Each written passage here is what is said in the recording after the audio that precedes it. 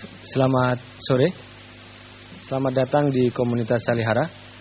Sore ini adalah pertemuan seri kuliah tentang seksualitas yang ketiga. Akan membahas pandangan Lakang terhadap seksualitas. Nanti yang akan berbicara adalah Robertus Robert pada sore ini. Dan hanya ingin memberikan semacam pengumuman ya. Salihara pada bulan ini ada beberapa kegiatan yang mungkin Anda bisa lihat sendiri di program bulan Juni. Ada teater, kemudian juga besok ada opera anak jam 2 dan jam 4. Kemudian setelahnya ada teater yang bisa Anda lihat. Setelah itu ada beberapa kegiatan-kegiatan yang lain. Terus nanti malam juga ada pembukaan pameran dari arsitek muda Indonesia. Nggak tahu apakah terbuka untuk umum atau enggak. Tapi pada sore ini kita akan mendengarkan pemaparan dari Robertus Robert untuk materi seksualitas. Silakan Bung Robert.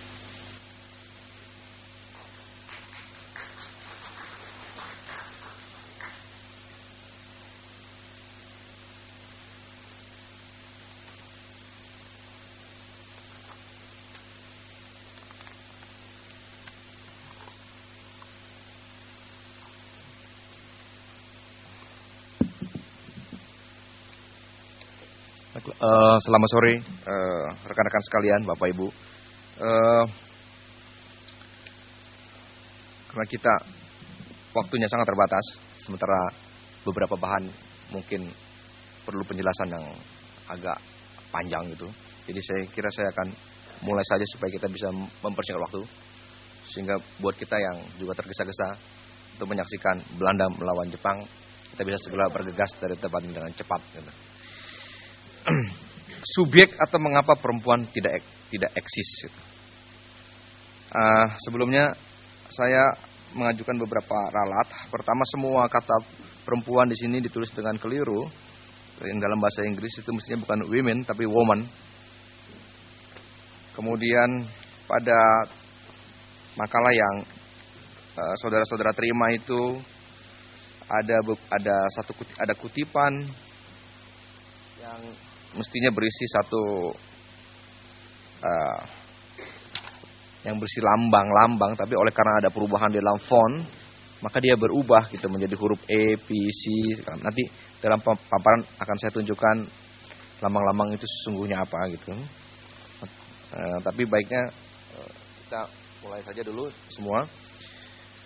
Nah, saya akan membacakan saja apa yang sudah saya tulis. Nanti ada beberapa bagian yang perlu penjelasan lebih lanjut akan saya jelaskan dengan menggunakan paparan yang ada di sini. Nah, untuk memulai memahami pemikiran Lakong mengenai seksuasi, jadi bukan seksualitas. Kalau kita bicara Lakang, kita tidak lagi menggunakan istilah seksualitas, tetapi seksuasi. Kenapa seksuasi? Nanti kita lihat.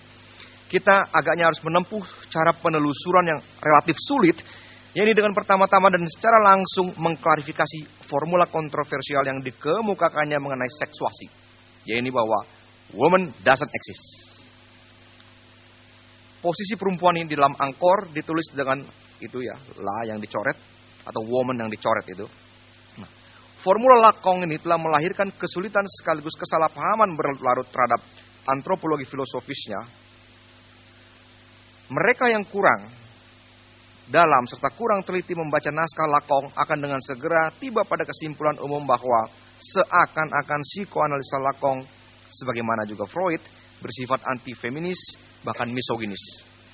Padahal berbeda dengan Freud, melalui konsep-konsep ini Lakong sebenarnya justru tengah berupaya mengukuhkan suatu pendasaran baru bagi posisi perempuan.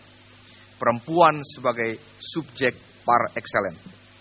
Dengan demikian, perlu juga ditegaskan sedari awal di sini bahwa pada dasarnya ulasan panjang lebar Lakong mengenai seksuasi ini sebenarnya, sebagaimana dikemukakannya di bagian awal angkor, dimaksudkan oleh Lakong untuk menjelaskan pemikirannya mengenai etika, mengenai dasar mengapa dan bagaimana suatu tindakan subjek itu mungkin. Jadi dengan menjelaskan seksualitas, katakanlah itu seksuasi itu, Lakong punya tujuan punya tujuan tidak langsung untuk menjelaskan etika. Nah, ini ada problem baru. Problem kedua yang mau kita ketengahkan. Problem pertama adalah apa artinya woman doesn't exist itu. Dan yang kedua adalah bagaimana mungkin dengan menjelaskan bahwa woman doesn't exist, kita sekaligus juga bisa memahami satu pendasaran etis mengenai subjek di dalam lakong. Kita mulai dari yang pertama. Formulasi seksuasi lakong. Pada akhir tahun 1960-an, Lakong mengemukakan sebuah pernyataan yang membuatnya terkenal. There is no such thing as sexual relationship, atau di dalam beberapa teks kemudian, sexual relationship itu diganti dengan act. Pernyataan itu tentu tidak dimaksudkan untuk mengatakan secara bodoh bahwa manusia tidak berhubungan seksual. Yang mau dikatakan di sini adalah tidak terdapat pertautan langsung antara laki-laki dan perempuan sejauh perempuan sebagai perempuan. Ini makin membingungkan ya. Dan laki-laki sebagai laki-laki. Istilah laki-laki tidak secara serta-merta merujuk pada seseorang dengan penis, sebagaimana istilah perempuan tidak serta-merta merujuk pada seorang dengan vagina.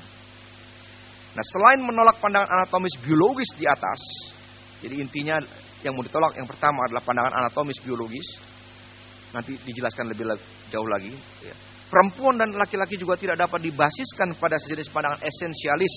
Misalnya, selama ini seluruh konsep mengenai kesamaan antara laki-laki dan perempuan seringkali dibasiskan pada semacam prinsip keseimbangan, di mana setiap jenis kelamin dianggap tidak dapat memonopoli aktivitas partikular tertentu. Ini misalnya terbersit dalam ungkapan men are from Mars, women are from Venus dari pengarang populer John Gray ini. Seakan-akan perempuan dan laki-laki memang telah terbedakan dari sononya gitu. Nah, menurut Lakang justru sebaliknya. Laki-laki dan perempuan berasal dari planet yang sama. Perbedaannya terjadi karena ia terbelah dari dalam. Laki-laki dan perempuan didefinisikan secara berbeda oleh karena tatanan desimbolik. Apa itu desimbolik? Yang secara khusus ada di dalam fungsi falus. Atau falus sebagai signifikasi simbol dari hasrat. Lakong merumuskan siapa itu laki-laki dan siapa itu perempuan melalui sebuah rumusan kalkulus yang apabila dibahasakan gitu, dikalimatisasi, dapat disajikan dengan formulasi sebagai berikut. Formulasi seksuasi 1 untuk laki-laki. Laki-laki, ada 2 formula untuk laki-laki. Formula 1, ada makhluk bertutur yang berada di luar fungsi falus. Formula 2, semua makhluk bertutur berada di bawah fungsi falus. Sementara untuk perempuan, Lakang juga menulis 2 formula, yaitu formula A kita bedakan formula A dengan formula B. Tidak ada makhluk bertutur yang menolak fungsi falus.